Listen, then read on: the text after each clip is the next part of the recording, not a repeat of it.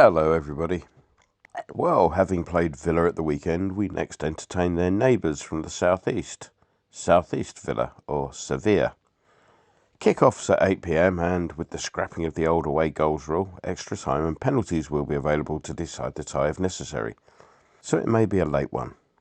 The match is on BT Sport, and I expect that some of the Geriatrics Brains Trust will be putting together an eyes up for the match on YouTube. So what's happened to Sevilla since we last met? Well, not a lot. They enhanced their reputation as La Liga's draw specialists, drawing 1-1 away at Rayo Vallecano. That, combined with the weekend's other results, now sees them 10 points behind leaders Real Madrid and 5 points clear of both Barcelona and Atletico Madrid. Perhaps significantly, Barcelona have a game in hand, and Sevilla's recent inability to convert 1 point to 3, they've drawn 6 of their last 8, might well come back to bite them on the backside come the end of the domestic season. They're likely to ring a few changes from the side that they turned out against us in the first leg at their place. Ivan Rakitic was named in the starting 11 last week. However, some unspecified illness saw him pull out of the side as he failed to complete his warm-up. The Swiss-born Croatian is now in his second spell with Sevilla, having had 6 years with Barcelona, returning to Andalusia in 2020. He's over 100 caps for the Croatian national side, having represented Switzerland at age level to under 21. Very influential. Another returnee from enforced absence is the oddly named Dane Thomas Delaney. Delaney, whose name can be attributed to an American dad and an Irish granddad, missed the first leg, having been red-carded in the second leg of the first knockout stage. Daisy, in one of those useless little bits of information she comes across from time to time, tells me that the player suffers from red-green colour blindness, which I guess is useful when you play on grass for a team which plays in red. Probably wisest not to accept a lift home from him if he offers. One definite absentee from the side which started the first leg will be Lucas Ocampos, whose daft attempts to get an opponent cautioned last week resulted in him getting a yellow at all of his own. That was his third of the European campaign, resulting in a one-match ban.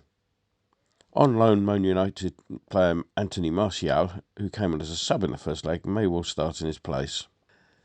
Having written about them in more detail last week, I think we'll move on to the wild and wacky world of association football. And the Chelsea sanction thing rumbles on. Unable to sell any tickets for their forthcoming FA Cup trip to Middlesbrough, they made a pompous request for the game to be played behind closed doors, in the interest of sporting integrity. Now, sporting integrity didn't seem much of a priority for them when they started hoovering up trophies with freshly laundered rubles, or when they wanted to join the relegation-free so-called Super League and Tottenham. The statement was soon withdrawn, just a bit too late to save them the embarrassment of being exposed for the classless boil on the game that they really are. Let's move on to us.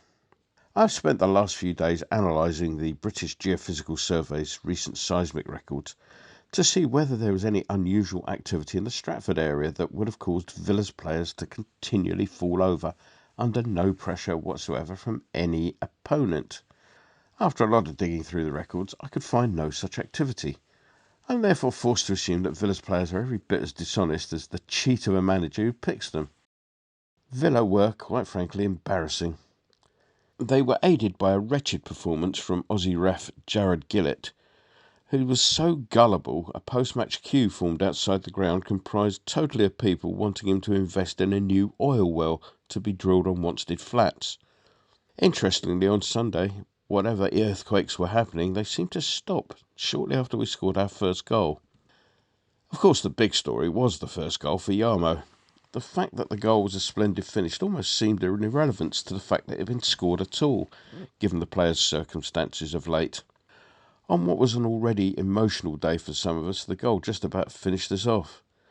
Fornal's second turned out to be much needed, as a late consolation was followed by 6 minutes of time banked for Villa's earlier time wasting. Hopefully Yarmo's goal will have given him a much needed boost, as it looks like he'll be needed for this one. Antonio's suspect thighs have had a good run of late, but although Mr. Moyes has been a bit tight-lipped as to his fitness, it's probably not looking that good for this one.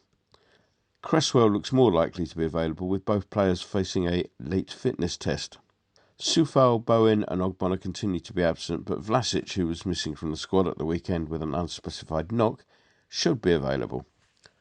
On to the prediction then. Well, we've got injuries in key areas which should make me pessimistic. However, there's something in this tie that makes me wonder. Their manager was clearly feeling the heat at the weekend, blaming the pitch, VAR, and for all I know, the British Geophysical Survey for their failure to get more than a point at the weekend. Strong as they aren't winning many, and those that they do tend to win tend to be at home. We've at least started scoring again, and we're looking at a night under the lights with us up against it. So this has all the potential to be one of those great classic nights. I'm going to be very specific with my prediction this time. The £2.50 I was going to spend on a dictionary so that Bruce Buck can go look up the meaning of the word integrity, will instead go on a result that involves us winning 2-1 after extra time and going through on penalties, if that's all right with you, Mr. Winston. Enjoy the game. So we're here in the offices of a Late Late Show with the host of a Late Late Show, James Corden. Hi. Big West Ham fan. Yes. And big knees up Mother Brown, man. Yeah. Get on the forum at kumb.com. Come on, you irons.